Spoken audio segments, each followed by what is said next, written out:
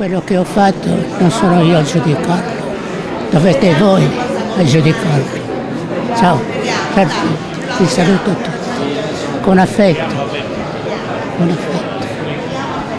come fratelli.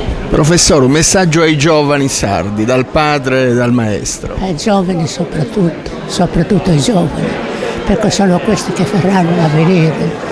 Però io mi auguro che non sia un'avvenire come quella di oggi, per carità.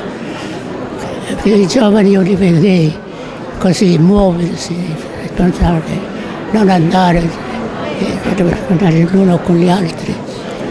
Questo, che venga la pace nel mondo e che siano questi giovani a portare questa pace, perché non c'è pace qui, nemmeno qui ci piace in Sardegna. Questo è questo che vorrei sempre è l'idea, diciamo, il desiderio di un vecchio, ma accettate anche questo desiderio di un vecchio.